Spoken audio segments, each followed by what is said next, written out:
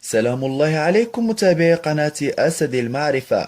نقدم لكم اليوم صورا مرعبة التقطت مع الأشباح. مع ظهور الهواتف الذكية أصبح من السهل التقاط صور باستمرار للحظات لا تنسى، سواء كانت لغروب الشمس أو لغرض تشارك صورك على الشبكات الاجتماعية، ولأنك تعلم أن هذه الصور لن تتكرر. لكن كيف سيكون شعورك عند التقاطك صورة مع شبح وأنت لا تعلم إلا بعد أن ترى الصورة؟ أعتقد أنك سوف تصاب بأزمة قلبية وستتذكر الصورة كل ليلة وكل لحظة. نقدم لكم اليوم صور حقيقية مرعبة التقطت مع الأشباح. كريستينا التقطت صورة سيلفي مع زوجها، وأشار أصدقاؤها بسرعة على الشخص الغامض الذي ظهر خلفهما. وقالت أخت كريستينا: أنني أتذكر أن هنالك طفل كان يتجه نحو الزوجين، ولكن الطفل اختفى في لحظات. في ليلة عادية ذهبت الفتاة إلى حفلة مع صديقتها كايلي، وأرادت أن تأخذ صورة سيلفي كباقي الأشخاص. وعندما أخذت الصورة ظهر شبح خلف الصورة، ولم تلاحظ الفتاة أن هنالك سيدة أو شبح إلا بعد يومين من التقاط الصورة، وقالت أنها آخر مرة سوف تذهب إلى الحفلات. تم التقاط هذه الصورة في مكان مجهول وسط الحقول. تم التقاط الصورة بواسطة كاميرا مراقبة سنة 2012. لا يوجد معلومات كثيرة عن هذه الصورة.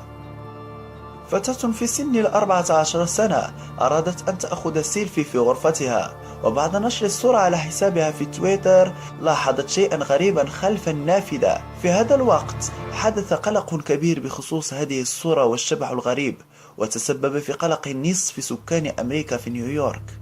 سيلفي مع هارفي وشقيقتها وطفل وفتاة تجلس في آخر الصورة بهدوء، وقالت هارفي أنه لم يكن في الغرفة إلا الطفل وأختها. ولاحظت الشبح بعد التقاطها للصورة بثواني، ولا يوجد أي تفسير لهذا الشبح الفتاة. هناك فتاة تبكي أسفل يمين الصورة، إلا أنها لا تبكي لأنها حزينة أو تريد حلويات، إنها تبكي بسبب الشبح المخيف أسفل الصورة. نعم، رأت الفتاة الشبح، ثم التقطت هذه الصورة في الوقت المناسب. وعندما سألوا الفتاة لماذا تبكي، قالت أنها رأت صبيا مخيفا جدا. لم يصدقوا الفتاة، وبعدها شاهدوا الصورة لوجه غريب. لم يصدقوا. الشخص الذي التقط هذه الصورة لم يرى شيئا أثناء التقاطه للصورة، شيء مرعب ومخيف حقا. فتاة كندية صغيرة كانت في عطلة في اليابان، وعندما قرر والدها التقاط صور قليلة لها قرب الشاطئ، أخذ عدة صور، ثم وجد صورة يظهر الشبح فيها قدميه فقط. عندما شاهد هذه الصورة قرر فورا أن يغادر من المكان، ولم يتم تفسير هذه الحالة. أخذت هذه الصورة في إحدى مزارع في هيرتفوردشاير في إنجلترا، وقيل أن هذه صورة لفتاة أو صبي، ويقول شهود عيان أن هذا الشبح ظهر عدة مرات. فتاتان في الفلبين يقضون وقتا طيبا في الليلة، إلا أن أتى شبحا قرر الانضمام إليهم في صورة جماعية. وقالت الفتاة: لم يكن بجانب أحد أثناء التقاط الصورة.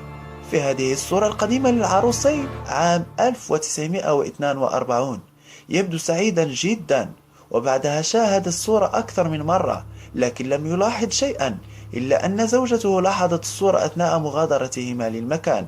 أليزابيل وزوجها ذهبوا إلى رحلة في شمال ولاية ويسكونسن. عندما كان الزوج يبحث عن أخشاب لكي يصنع شيئا، رأت زوجته أليزابيل شبحا خلفه، ثم التقطت هذه الصورة فورا، ثم قالت بصوت عالي إلى زوجها: احذر، هنالك شبح خلفك.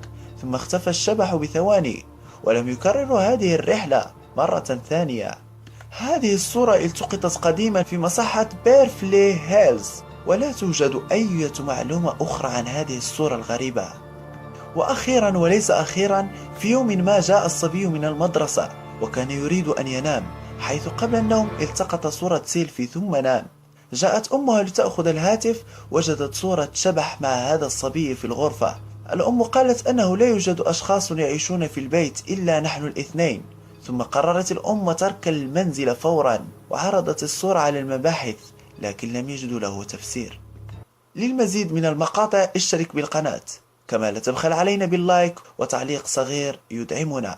تحياتي، في أمان الله.